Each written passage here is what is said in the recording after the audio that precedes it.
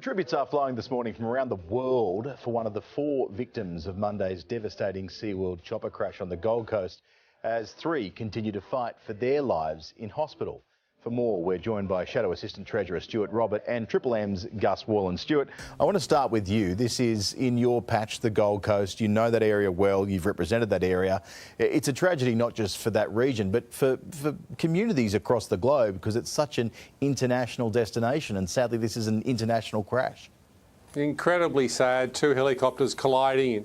In fact, almost a stone's throw from where I'm sitting in the background behind.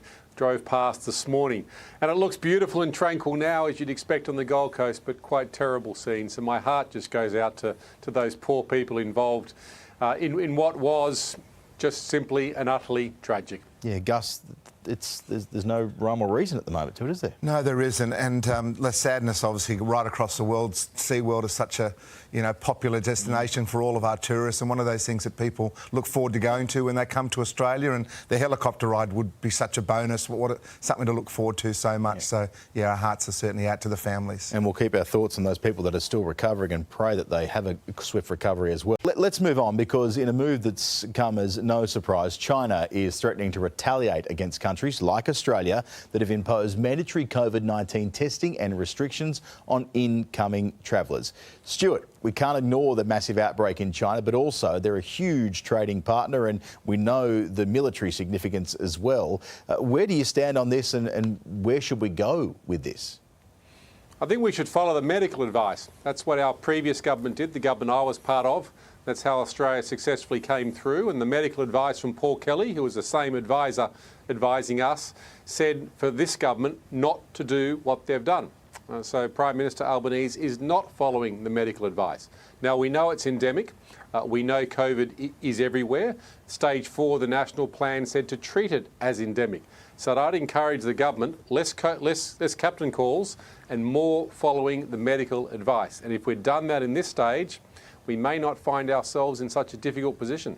Gus, is it that simple? Probably isn't. I mean, a political call probably had to be made because China's such a big dog, I suppose, out there in the world. But I do agree.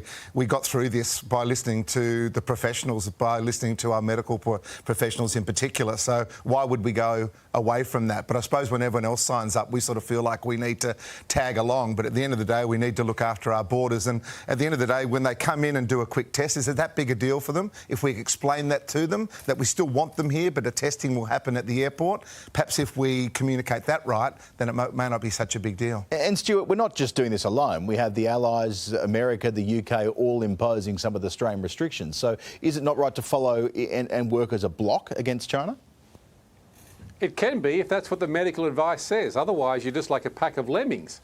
Now, each country determines its own political requirements, and the Prime Minister has made a political judgment.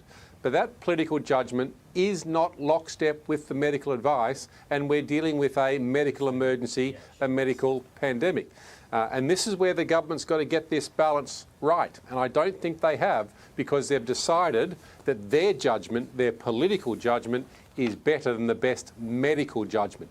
And in a pandemic, I'm not too sure that's the leadership we need right now. All right, let's move on. Qantas is on top of the world this morning. The airline crowned the safest on the planet, reclaiming its title after those buggers across the ditch ended the carrier's winning streak in 2002. Gus, the ranking does not take into account all things. This is just safety, but do they deserve the gold? Yeah, look, they certainly deserve it for safety and always have been, but I think everyone at the moment is probably thinking of cancellations, the prices, and the fact they let so many absolutely fantastic experienced people go through the COVID area. So at the end of the day, good for them, fantastic, but a lot of work still to be done. I mean, I tried to book a holiday with my family not so long ago. I want to go Qantas. I feel like I'm having an affair against Qantas if I go to another airline, but I just couldn't book it. It was 50% more expensive. Yeah. When I'm in a foreign airport and I see the kangaroo on the wing, I go, fantastic, that's Australia. But at the end of that, I've got to come back and make it affordable for families. There is a comfort and a safety to it all, and not just that kind of safety, is there?